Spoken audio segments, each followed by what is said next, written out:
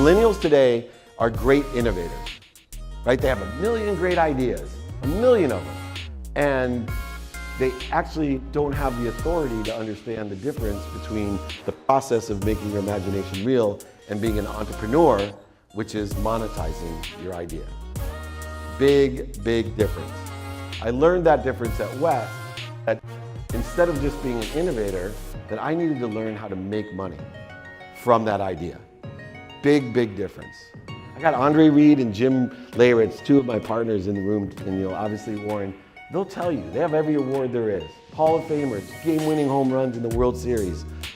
They were great moments, but it was the enjoyment of the pursuit of your potential. It was the enjoyment of understanding I have something, a purpose, to make a lot of money, help a lot of people, and have a lot of fun. But to make her happy was to be happy, and when I started doing what I wanted to do, and forgiving myself for not being what she wanted me to be, the relationship completely blossomed, so. Thank you so much. Oh, yeah. David, Reach out. Hey, buddy. I want to give you a hug. All right. You gave me your book last time. You had a speech. I read your book every night. Yeah. The speech, for someone like you, I really couldn't believe it. You've done that. Yes. Well, now there's a huge revolution. There's 3.2 billion people that are available to sell, to share our vision, to raise money for, to help, whatever you want, and it grows every day. It's the fastest growing community there is, and it's the internet. And what you have to start realizing, no matter what you do, it's a stage. So this is all great, because I have 200 people that live in this community that believe in what we believe in, and hopefully I inspired you in some way to do more good deeds. That's simply why I have you here. But the coolest part about it, with the stage theory, is you all are part of my stage. And there's gonna be a TV show about inspiring people and giving. And there's gonna be videos that millions of people are gonna watch for 30 seconds or a minute, and if I'm lucky, for 2 minutes. And I'm gonna touch millions of people because I'm sitting here at the UCI Cove because this is a stage. And when I talk and have a meetup with 6 students from China, it's a stage. And now there's hundreds of thousands of kids in China that get the advice that these 3 students that came and drove in from Syracuse to meet me, whatever it is. And so you have to learn to use your stage. If you're, that's your objective, to get to that audience. And you don't have to get to all 3.2 billion. Right? Don't have to get there. But if your audience is engaged, you're way ahead of the game. Find your frequency, be yourself, you'll attract the like people, and it'll keep growing. Everyone, a big hand for David Meltzer. I'm kind of lost at 250,000 engaged followers. I have like 25 million on the TV show's killing it.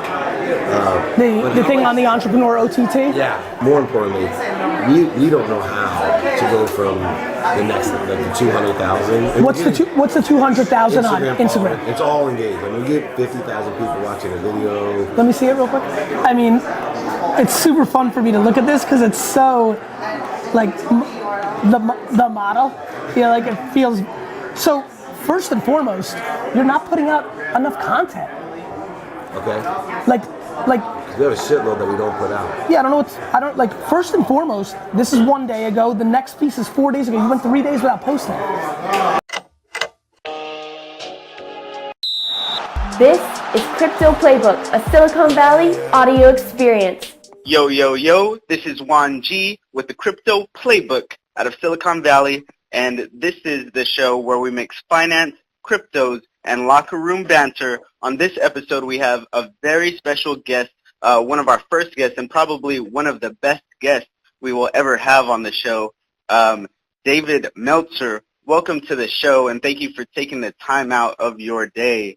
So for all my listeners who are not familiar with you, please give them the quick 60-second 30 for 30. Who is David Meltzer, and what is he up to now?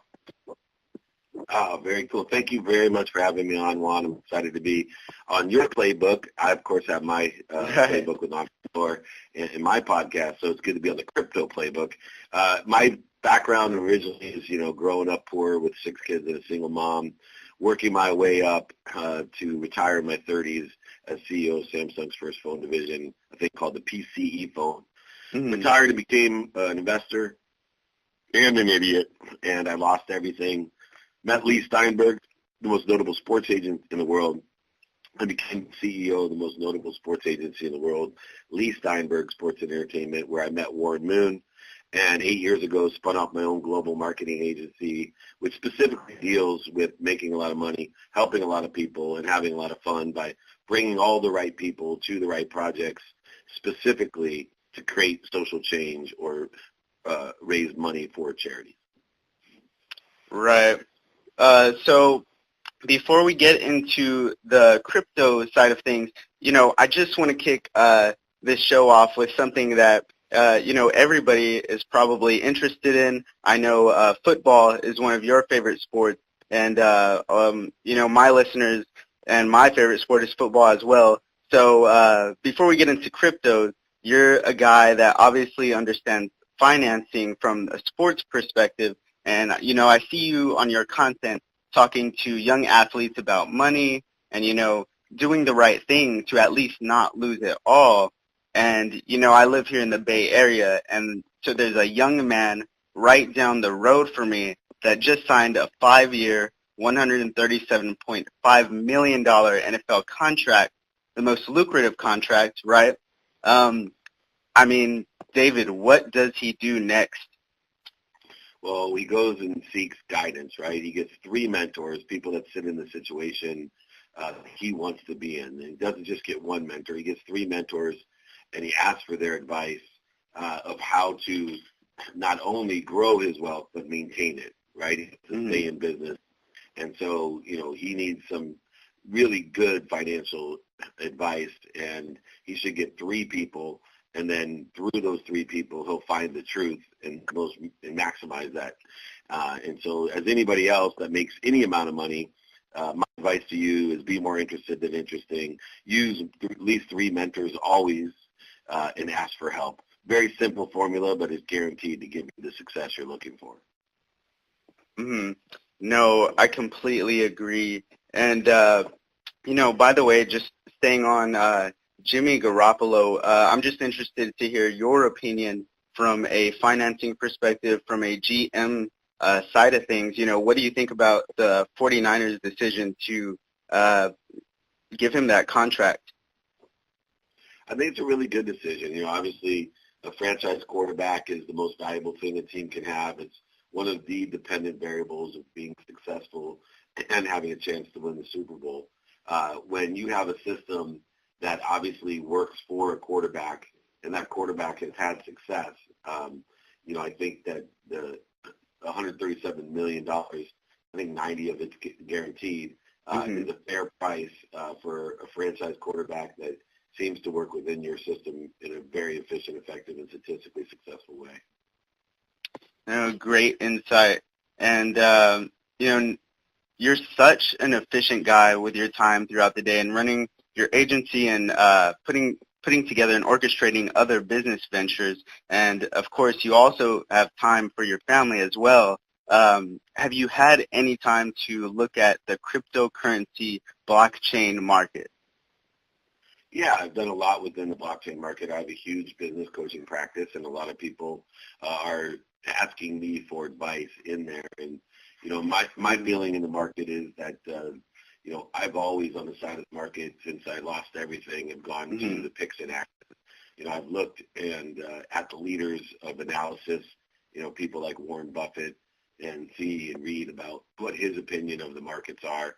I want to get into what I call the picks and axes. So, the transactional side. Obviously, cryptocurrencies are going to have a lot of transactions, and I want to figure out how to monetize those transactions.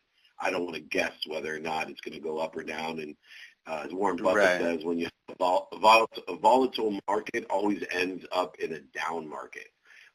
Historically, and the reason I study history is it shows human nature. Historically, every volatile market that we've had, when you start seeing it up and down, it goes to down. It doesn't go for another surge.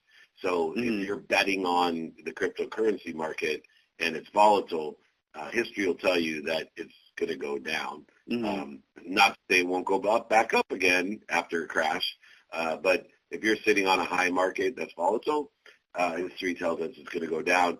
Me personally, I want to make my money on the transaction. Okay. So that makes sense, right?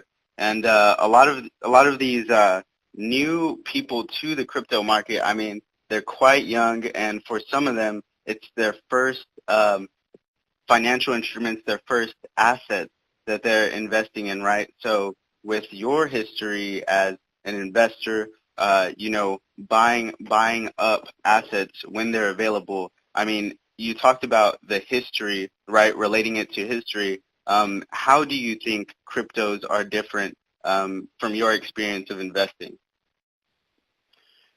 You know, I don't think cryptos are different in my investing. I just think you're looking at multiple platforms and multiple markets that individuals can create. Like I said, it's nothing new. It's very similar to the barter system, but just using, you know, a virtual currency instead of actual goods, right? What things are worth are what things are worth are what people are willing to pay for it. And so I don't see anything new in the crypto market. It's just a deregulated market that allows for different commerce to take place according to their perceived value of the currency. There's, you know, just because you name it crypto and it works in a virtual way doesn't make it any different than any other thing that I've seen in history. Right. Exactly. No, and you know, speaking on that, there are a few projects in the crypto space that don't necessarily change what is going on, but do make it easier for athletes. And, you know, I'll mention what I know in a second, but are you looking at any projects in sports that have to do with crypto, or are you still doing more research on that end? Yeah, I mean, you know, we're getting involved in the esports side of things, which obviously people are purchasing teams for crypto and doing other things within and monetizing the blockchain technology. That's the basis of allowing crypto to be prevalent and to grow. But it also will be a downfall until it has a standardization and a regulation to not allow so many different things, because once people start getting hurt by it, we'll see all types of time sways, the pendulum sways both ways. But yeah, we are involved. I just will not invest myself. I suggest other people to find 3 mentors, people that know far more than I do, or if they want me as a mentor, then I suggest they get 2 other mentors that, you know, determine and distinguish what I'm saying and analyze what I'm saying. And, you know, I'm using my 3 mentors to teach me. So, you know, do not make a decision in a vacuum and don't guess. There's plenty of people that can help give you ideas.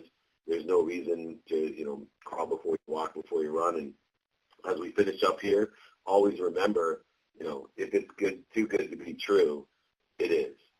Right. And that's a golden rule. And I can't tell you how many times I've lost millions of dollars in my life, even though I've heard that since the time I was 4 years old. It's too good to be true. Blog, it is. If it's too good to be true, I've never seen it come any other way. It's too good to be true. It doesn't work. And so whether it's crypto or whether it's George Bush's money, it doesn't matter. If it's too good to be true, it is. And so make sure that you get on the side of the picks and axes. Make sure you monetize transactions when you're in a volatile market at a high market. History tells us that it's going down. These are just rules of things that I've learned. And most importantly, check out what I'm saying with 2 other mentors, get their opinions, advice, and then make your own decision. Make your decisions with your gut and make it within 7 breaths. I really appreciate you having me on the show. You have one last question? I do. And, you know, by the way, thank you for taking the time out. So I just wanted to see what you thought about a project that I was researching and just came into, because, you know, being from a poor neighborhood and poor upbringing as well, growing and playing sports throughout middle school. I mean, we had 11 guys on the football team, which means we had to play both sides, and we had 11 guys on the soccer team because no one wanted to play sports because it was an underfunded school. They wanted to go to the good schools, and, you know, parents wanted their kids to play at the well-funded schools. But just the other day, I found out about a project called Sportico, and what they do is they allow young athletes to be supported and funded through crypto, for example, a poor family can now have their son be sponsored and have Pop Warner fees paid for on this platform. And so just based off of this thesis, affecting the classic American model, even thinking about how this could affect NCAA regulations, for example, in an era where LeVar Ball wants to create his own league, Gary Vaynerchuk is saying LeBron and Curry could leave the NBA right now and start their own league. I mean, what do you think about this new platform, this new idea of basically funding or investing in athletes through crypto? Look, like I said, anything's possible. So it just is improvement. And things that aren't proven take a long time. And people that are part of the traditional establishment system, I would not suggest risking anything but a small portion of their wealth in order to do or test and see, because a lot changes. Now, if you stick to it with consistency, meaning every day, persistency without quit, in the enjoyment of the pursuit of potential, yeah, Gary V, LeBron, everyone, they can start whatever they want. You can pay sponsorships with whatever you want. I can pay with T-shirts. I can pay with my time. I can pay with cash. I can pay with diamonds, gold, crypto. It doesn't make a difference. What I try to focus in on is the reasons that people do things, the impact that it has, and the capabilities that you have, want, or need. It doesn't matter what the mediums of exchange are. I want to know what's really important, the emotional aspect, because people buy on emotion, and everyone should take the lesson that regardless of what you have, you should give it to help other people, especially children and those sponsorships. So if it's a shirt off your back or your cryptocurrency, I don't care what you're paying for that sponsorship and support. The purpose is look at the reasons that you support things, the impact that you can have, and the capabilities that you have, want, or need. Like I said, get mentorship, help people, have fun, and make a lot of money, regardless of how you do it. In my experience, be part of the picks and axes, be part of the transaction, and you'll never go broke. Hey, Juan, I really appreciate your call. You. I've got my next interview, and have me back on. If you need any help, just give me a call. I'd be happy to business coach you as well. Thank you very much for being on and taking the time, David. Hope you have a great day. And that is this episode of the Crypto Playbook. Yeah, mama needs a bigger check. Yeah, got my kicks on and I left home. Started working on my set. Started talking to the dead. Started learning about success. Started learning about the rest. Started learning about the best. Gucci tee with the vest.